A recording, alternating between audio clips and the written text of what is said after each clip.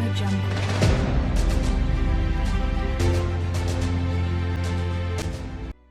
Өмірді тану өзіңді танудан басталады. Мен кіммін? Қыран түлегіне қайтпас қанат сыйлайды, ұстаз шәкіртіне талмас талап сыйлайды. Шәкіртіне талмас талап сыйлар ұстаз болу, бұл менің басты мақсатым. Мақсатқа жету тек жақсы маман болу емес, сол мақсатқа жету жолында сенің адамдық қасиетің мен қажырлығыңда. Өзімнің ұстаздық жолымды 2018 жылы құрылысы жаңадан қаланған Қазалы ауданындағы номері 276 орта мектеппен бірге мен де іс тәжірибемді бастаған едім. Өмірлік ұстанымым өзіңе сен, өзіңді алып шығар, ақылың мен білімің екі жақтап деп, қазақтың маңдайына біткен дара тұлға Абай Құнанбайұлының сөзін ұран етпеу мамандығыма сын болары сөзсіз.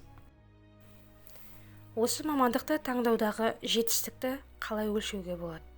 Жетістік деп өзімнің оқушыларымның оқытудағы, тәрбие берудегі табыстарды айтар едім.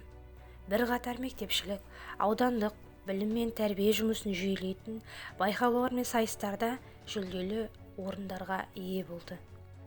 8 және 11 сыныптар арасында жастар жылы қарсаңында шығарма байқауында аудандық кезеңі бойынша 2 орын, аудандық мәдениет орталығының ұйымдастыруымен Фариза Оңғарсынованың 80 жасқа толуына орай жыр арқауы Фариза атты жыр мүшәйрасында 3 орын, аудандық білім бөлімінің ұйымдастыруымен Абайдың 135 жылдық мерейтойы қарсаңында Абай деп соққан жүректер атты жас ақындар мүшәйрасында алғыс хатпен.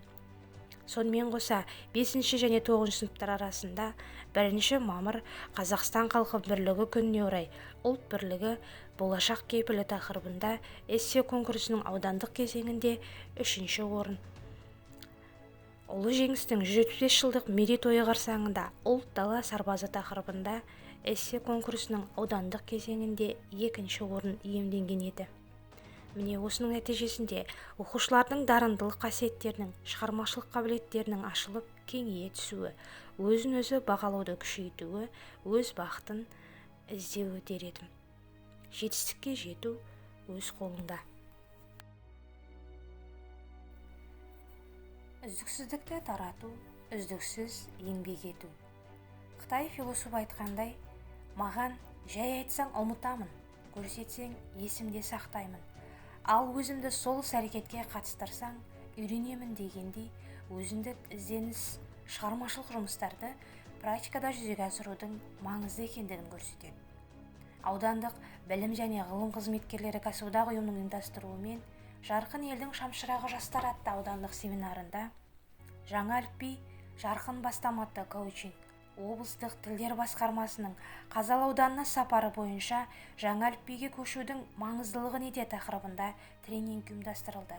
Коучинг тренинг ұйымдастырудағы басты мақсат жаңа әліпбиге деген халықтың өзіндік көзқарасы мен жаңа әліпбиді танудағы қызығушылықтарын арттыру еді.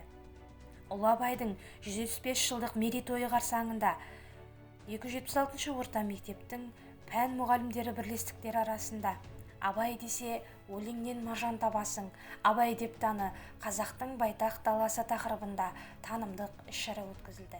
Танымдық іс-шараның мақсаты Ұлы Абайдың қара сөздерін, өлеңдерін жатқа айту, Абай жолы романындағы Абайдың бейнесін халық жадында үнемі сақтау және қазақтың маңдайына біткен дара тұлғасын дәріптеу еді.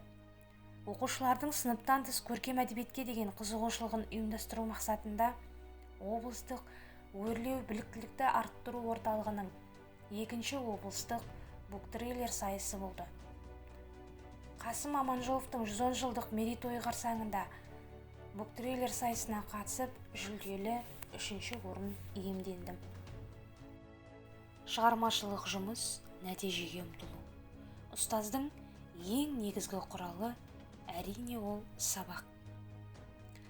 Осындай сәтті шыққан сабақтарымды республикалық ғылыми әдістемелік журналдар бетінде 7 сыныптың қазақ тілі 9 сыныптың қазақ әдебиеті пәні бойынша қысқа мерзімді сабақ жоспарлары баспа бетінде жарық көрді.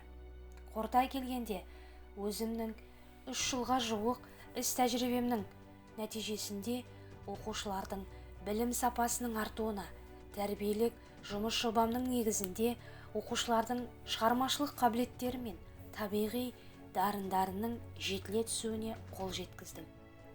Әзірге мүмкін болмай әлсіреп тұрған тұсымыз шығармашылық жұмыстың бірі ғылыми жобалар, авторлық бағдарлама жазуда. Іс тәжірибемнің аздығы, көп еңбектену мен зерттеудің нәтижесінде болашақта өз қоржынымда болатынына үлкен сенім артамын.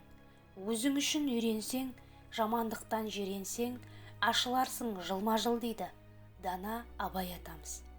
Бұл менің еңбек жолымдағы алғашқы бастамаларым ғана. Мамандығым мақтанышым.